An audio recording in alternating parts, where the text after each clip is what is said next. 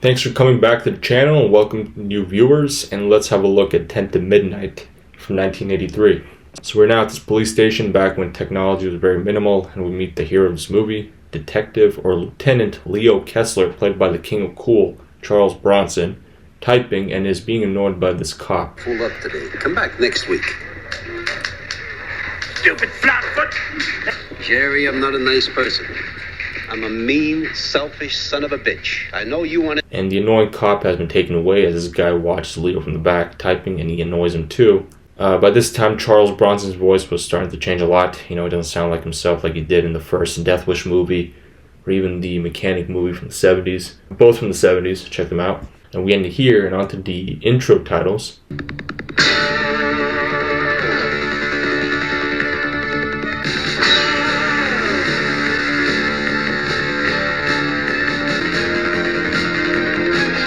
It is pretty good, better than some of these big budget movies that are overrated, that's for sure. So now at this bank, we see this American Psycho like Patrick Bateman wannabe, or Scorpio from Dirty Harry, watching these two girls walking out. It looks like these girls work for the bank. And his name is Warren Stacy, played by Gene Davis, and sees the fluffy-haired blonde sitting in the van and kisses her boyfriend, and even has a past fantasy, which I won't play.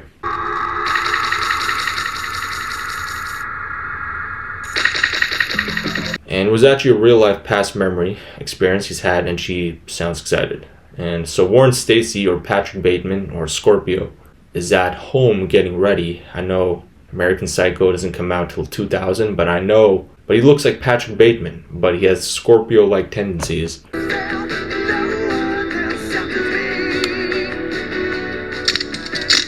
Has a switchblade ready too. I guess you can call him an incel, as you see on the internet today. Oh man.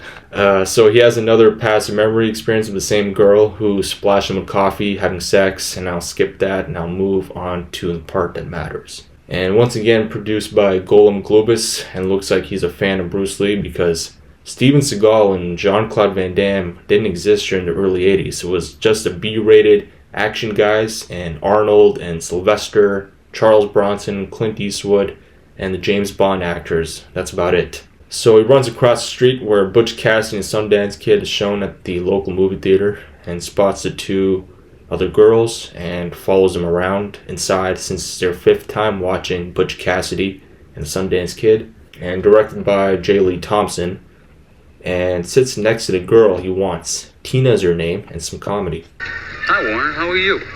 Fine, thank you, Tina. Hot buttered popcorn?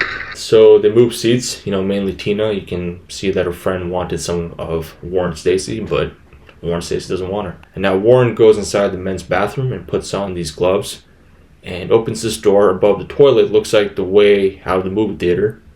And now the next scene, we see this car entering the forest, and it's Warren again, as he has his flashback again, and now sees the same van with the fluffy blonde bank teller picked up in, and walks her naked. I told you, just like Patrick Bateman in that one scene with the chainsaw. Have you seen American Psycho? Very similar to this. And she is having sex and kills her boyfriend, and she runs out naked, which I can't play. Now she's weeping and will do anything, and the guy just wants to have sex. He just wants female touch, right? Give him that. You said anything, right? Like me, or I'll do anything. Now it climbs up here to this rooftop, fully clothed this time, and looks like he's back at the local movie theater, and flushes away the bloody clubs he used to kill fluffy blonde girl. And Tina and her friends spot Warren again and came back just in time before the movie ended. And Tina's friend thinks she should just allow Warren's presence, but just gives up. So what you have in mind? Forget it. I wouldn't want to come between you and your girlfriend. So the same day, the LAPD are here to see the very murder committed by Warren Stacy, and we even meet Captain Malone, played by Wilford Brimley, being asked questions. It was also in Hard Target with Jean-Claude Van Damme, if you've seen Hard Target. And comes out Detective Leo Kessler, or Lieutenant Kessler, and spots a chewing gum, which belongs to this guy here, the new guy, Detective Paul McCann, played by Andrew Stevens.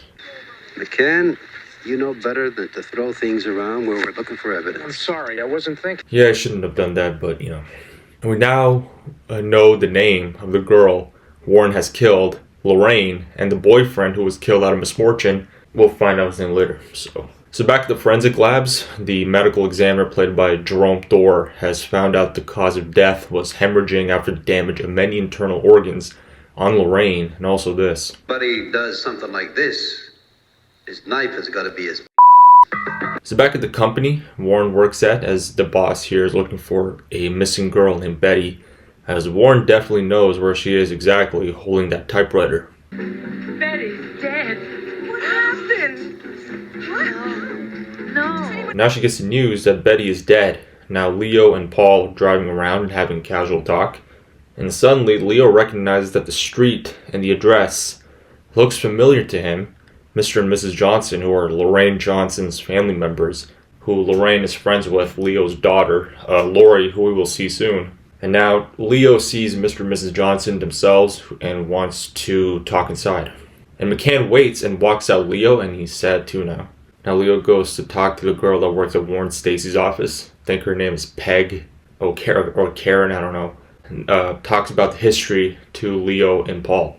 Betty Johnson's history about, and especially with the names of all the guys that Betty has and now Leo wants to see, and even this. He, every once in a while he'd say something in Spanish. What's his name? Now at Lorraine Johnson's funeral, and Warren Stacy's there too, we also meet Lori Kessler, Leo's daughter, played by Lisa Eilbaker. If you've seen the first Beverly Hills Cop movie, that's what she's mainly known for. And Warren is watching their conversation. And Warren watches Lori and McCann talking and her similarities to Leo, and now watches Leo and Mr. Johnson speak as well. So Betty, or Lorraine Johnson, are the same girl. That was the same girl that did get murdered in the van. That's my mistake for calling her Lorraine, but whatever, it's a movie. Don't I know you? Do you? And now Lori goes to see Warren, and she says she's seen him somewhere. So Betty, or Lorraine, whatever her name was, has kept a diary of everyone she's ever met at the house. And 100% Warren Stacy is also in that diary too. So the girl is not named Lorraine, like I said. Her name's Betty Johnson.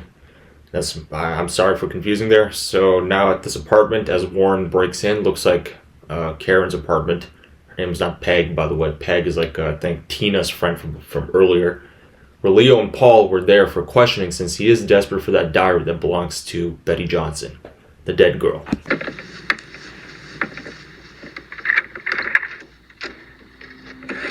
And now grabs the hardest knife and tries to break into this side table, and now someone is home. And it's Karen, back from the funeral, and watches her undress as he's hiding in this see-through closet, which I will skip. And now she gets a phone call, and it's her boyfriend coming over soon, and turns on the radio, making herself an afternoon breakfast, and now this.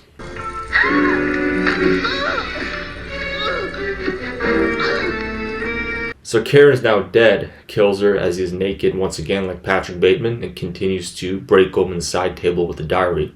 And Warren finally did it, only to see this.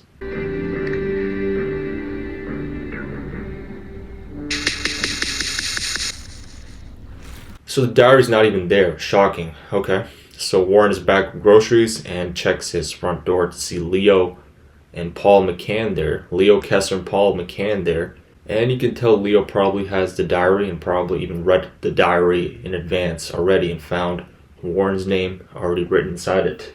And just looks around his place like his movie collection and his love for karate and questions about Betty Johnson. And I told you, Leo does have the diary in his hands, Betty Johnson's diary. And Betty has a description of every guy she's and rejected, including Warren Stacy, who is in the rejected section. Good looking, but what a creep. Makes my skin crawl. I told him to get lost. You know who that is? I'll give you a hint. You. And after all this, I thought her name was Lorraine Johnson. Okay. Again, my silly mistake. So more questions to Warren Stacy here about the same night when he met Tina and I think her friend is named Peg, and had to watch Butch Cassidy and the Sundance Kid. A very old movie, but local movie theaters like to replay older movies. These two just searched the place without a warrant too, so subtly, and McCann made sure that Warren does speak Spanish. And now you know who that so-called Mexican guy who used to call Betty and spoke dirty to her on the phone. And Leo finds this weird looking sex toy. or masturbation toy, I don't know what it is. And now McCann has to use the phone, and Leo, pretending to use the bathroom, has done his business, ends it by flushing the toilet, and now Detective or Lieutenant Leo Kessler grabs the phone as Captain Malone tells him that Karen has been killed, Betty's roommate and best friend who were walking out together in the beginning of the movie. Pretty girl. One Betty Johnson lived with.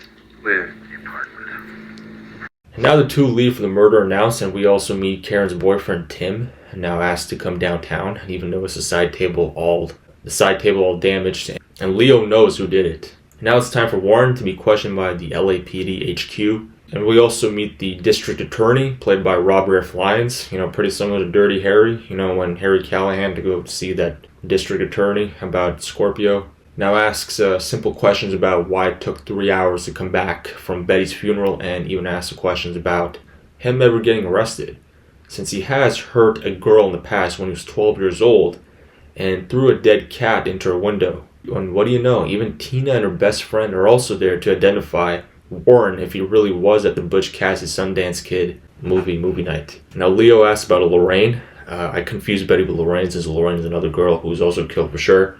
We've never seen her ever. So Warren continues to be questioned, and even asks if the girls from the movie theater fit his type too, but he says no. And even this ultra personal question and the famous scene. When's the last time you made it with a girl, Warren? That's not Last week, last month. Before? What's it used for? What's the matter? Cat got your tongue? It's for jacking off. He even shows the magazines at his house and even grabs his neck to make him look, so Captain Malone tells Warren to go home. So pissing off the district attorney that he touched Warren, Leo did, and there's no evidence on him ever going near Betty and Karen, and McCann says that his alibi matches well too. So everything about the movie theater and the grocery market all makes sense to McCann and the district attorney, but Leo still doesn't believe it because, he's got that Dirty Harry kind of instinct. And comes in Lori Kessler at the station wanting to see Leo, and this front desk cop doesn't believe her. So inside Malone's office, as Leo is desperate to bring in Warren and to keep an eye out at all times. Well, how come I've never heard him mention a daughter? Well, that's because, it's seldom crossed. And now Malone gets a phone call from the same cop to tell Leo that Lori's here, and even asks about what McCann thinks of Leo's idea. And another phone call telling Malone that Lori can't wait, and McCann goes to check on Lori. And he does see that Lori has brought a picture with her of all the killed girls in it, including Betty Johnson's boyfriend that she was having sex with earlier, and Karen alongside in the picture. Standing beside Karen in the picture is Warren Stacy. What do you know? These guys are all co-workers. Okay. I'm not sure if I'm qualified, sir. And I'm not sure you belong here. Dale Anders, her boyfriend, the one that was killed. And that's the guy from the funeral. And they used to be friends too, so I wonder what happened there. And she lets McCann take the picture. So Warren's parked outside the hospital, maybe spying on Lori this time, as he does see Lori as she walks out with her co-workers, probably taking revenge on Leo after that interrogation as he wanted to fight back. So he slowly follows her, and they will all live at the hospital or the nursing school, and now gets a phone call, and Lori doesn't recognize the voice, and so Warren's speaking English and not Spanish, like with Betty. You're beautiful. I love you. Well, what good does it do to love me if... Quiero mamarte la ponocha. What does that mean? Means I want to eat your You know what? I was wrong. He is speaking Spanish. Same Mexican guy that was talking dirty to Betty. And now he is talking dirty, but I'm going to censor that. And a great way to end the conversation. You have reached a disconnected number. This is a recording. And now he's got a plan. So next morning, Leo is grabbing lunch at the nursing school as he meets up with Lori to see how she's doing. Maybe he listens to the front desk cop working at the station about Lori not having enough time with Leo, and even pays for McCann and Lori for their food. Pay him for 3. It's some lunch, Dad. Hate quiche. Then why did you take it? I thought it was pie. And meets with her co-workers, and again with the same comment. And now she has to leave, and Leo apologizes that he didn't see her when she came to the station, and offers dinner for later to make up for her missed time with Leo. And even invites McCann to a party tonight, but he refuses, and now Lori comes back telling McCann and Leo some creep call and that he had a Spanish accent, making McCann wanting to come to the party now. This one had a Spanish accent. So it's all part of the plan and helps Lori and her friends by placing a bug in her landline, even leaving her walkie-talkie. And now, time to party as Lori is so dumb here. What? Take your jacket off! I can't. I have a gun. Why do you have a gun? You just ruined my whole evening. Fantastic. And some dirty talk, and even asks if McCann is married. Now McCann hears some loud moaning, and it's a sex scene which I can't play. Watch that on your own. You know, two college kids having fun. Now the two leave the party and are outside Laura's room and kisses McCann, and now go inside, and now the phone is ringing as Warren Stacy has called, speaking the Mexican accent like he did to Betty, and now Lori wants to meet up with Pedro here at the hotel. You know, the guy from the phone, you know, opposite Warren. If you was on your knees begging for it. Where he would like to her, but he gets upset and ends the call with this nonsense as McCann brings back the recording to Leo to listen to it. And now says goodnight as Leo looks at his home pictures. So far the movie is fantastic. It's really awesome. It's a great movie. I think it's better than Dirty Harry. Let's be honest here.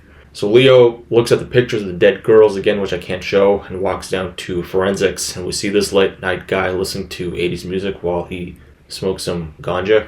Catches him smoking weed and wants to make a copy of the mini cassette with the recording of Warren's phone conversation with Lori.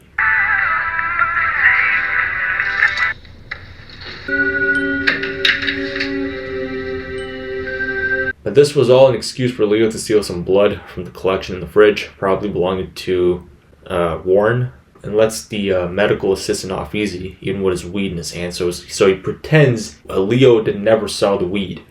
Alright, so Warren is back at his apartment as Leo watches him drive off and unlocks Warren's apartment. And now listening to both of Warren's voice recordings and the speech detector here, knows it's Warren speaking with the Mexican accent. Well, then get a warrant and pick him up. The district attorney is also there telling that Warren will only get 30 days jail since there's not enough evidence. Okay. And Malone asks for McCann's feedback again and agrees with Leo, and Malone says to come up with a warrant right away, and Warren has been arrested as McCann is here to take the clothes he wore when he murdered the girls. At this point, it's really giving Dirty Harry-like atmosphere. Warren is like Patrick Bateman and Scorpio from Dirty Harry and American Psycho. He's like 2 in 1, right? And now McCann is at the lab to see everything matches with Warren's clothes, such as, you know, the blood type.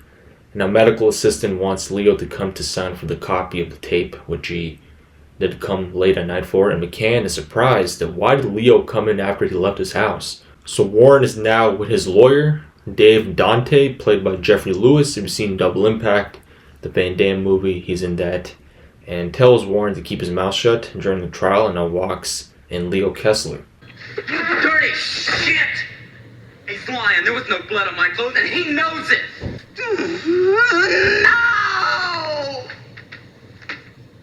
No! It's pretty obvious Dave Dante here, or Jeffrey Lewis is wearing a wig. It's so obvious. And now the trial is done as the press is here to ask questions, and the lawyer here, or the district attorney, tells the press is done.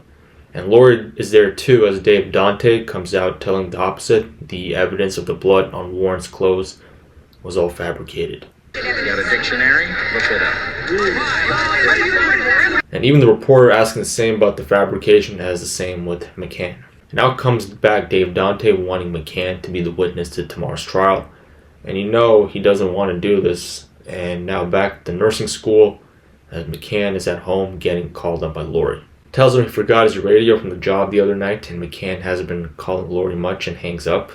And now call from Dave Dante, the lawyer expecting McCann to show up tomorrow for the truth. Now McCann is back to talk to the medical assistant asking if Leo was here the entire time about the tape copy and so the medical assistant thinks that McCann knows about the weed from the other night that he was smoking, and the medical assistant points McCann to this room towards the fridge with all the blood samples. So McCann knows Leo did all this behind his back. What's kept in that refrigerator? Blood samples. So now the next morning with Dave Dante wanting Warren to get ready. Seriously, how tall is Warren? He's like the shortest guy wherever he's been going in this movie. And surrounded by everyone who is also short, but you know. So it's really looking like Harvey Specter here, and his client from the show Suits kind of looks like that and helps him. Dante helps Warren help him BS his way by pretending he's got schizophrenia. But Dante tells him that the LAPD will still arrest him despite all this. If he doesn't his way. So everyone has shown up to the trial, and Leo has brought Lori with him, and now McCann wants to talk to Leo and knows he planted that blood sample on Warren, which Leo stole the other night under the medical assistant's nose. Leo, I went back to the lab and I talked to the technician. And I asked him if you... What the hell did you do that for? Why didn't you... Since McCann has been asked to be a witness, and Leo tells McCann to do what's right and not legal, and to forget what's legal now inside the courtroom. And Leo asks for the lawyer or district attorney to come over here and to go over to the judge and bring along Dave Dante for dismissal of the charges, since Leo planted the blood and admits it. Is that true, Lieutenant? You planted the evidence? Yes. Well, there goes your job, Leo. As he watches the rest of the trial on TV, which is really recording, and Warren is a free man. Warren is smart enough to know that that blood wasn't there on his clothes, that he would have left evidence like that. Like, Warren's very smart. We all know Leo. He knows Leo did that to him. And now has his dirty, hairy-like scene, but Leo Kessler has a daughter, and Lori brings in some alcohol and doesn't want to drink Leo. So pretty similar to Scorpio from Dirty Harry, although this movie is better. I think we all know that. Scorpio lying his way in the court on TV, and, obviously Harry Callahan going after him on his own. And realizes she got a test tomorrow, Lori does, and Leo will take her back to the nursing school. So they walk back to the nursing school and drops her off, and now back at home as he takes out these ice cubes. Now the phone is ringing, and it's of course Warren Stacy trying to scare Leo. Hello. How you doing, Mr. Kessler? Be seeing you, Mr. Kessler. Likewise, Mr. Stacy. And even spots Warren driving the next morning as Warren goes to work, and all the girls working there just want Warren out of the office, since it looks like he's the only guy working there. And walks in his employer, spots naked pictures in his office, and wants him gone right away. And we all know Leo planted the pictures in his office, which are of course the crime scene pictures when the LAPD were at Betty murder location, and sees Leo Kessler watching from below.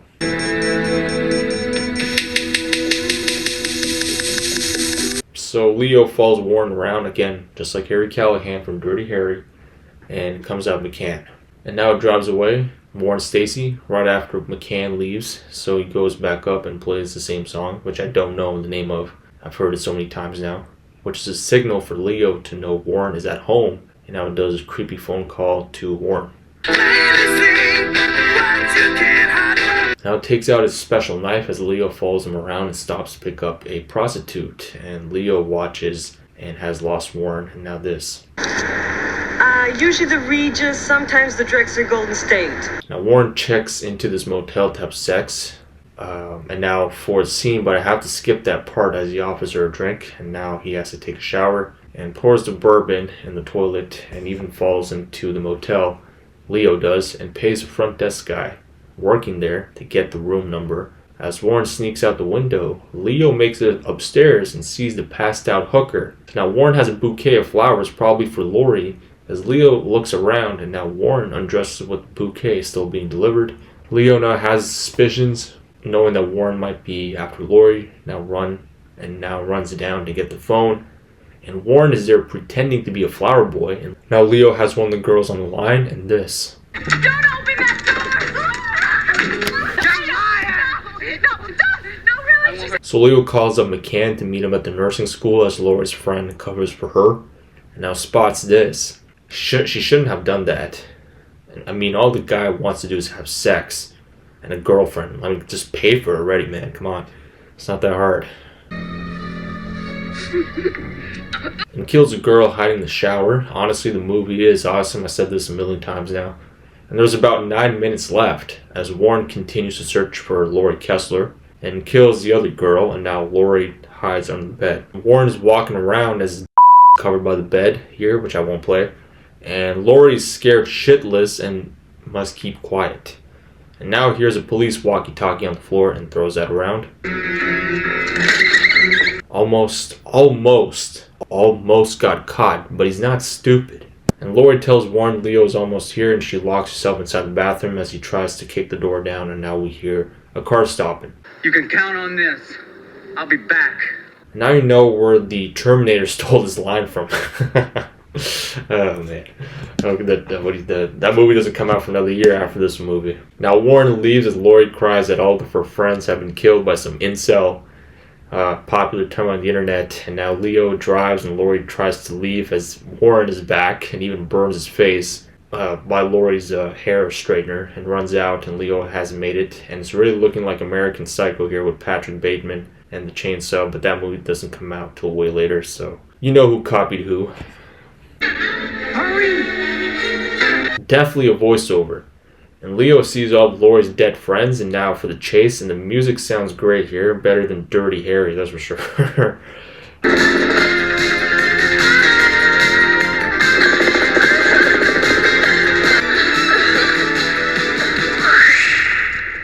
With a police helicopter launched as the chase continues, and Leo has made it on time, with McCann also showing up, and Leo is ready to kill Scorpio / Patrick Bateman for good. And at least Warren here admits his mistake, unlike Scorpio being a total dumbass from Dirty Harry, also like Patrick Bateman, admitting his mistake in the movie. I don't know what part that was, I haven't seen either movie in years.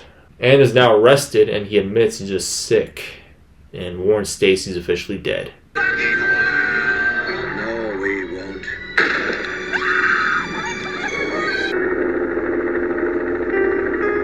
And that's it. 10 to Midnight from 1983. Fantastic movie. I think it's the best cop movie I've seen in a long time. Check it out. Very underrated. It's not that's not a big budget movie, but sure beats a big budget movie. All right. So the video's long enough, and I'll see you next time in Face Off from 1997. John Travolta and Nicolas Cage. Like, comment, and subscribe to the channel. Thanks for watching once again, and take care. See you soon and watch away. Check out 10 to Midnight. It's something you don't want to miss out on. Take care.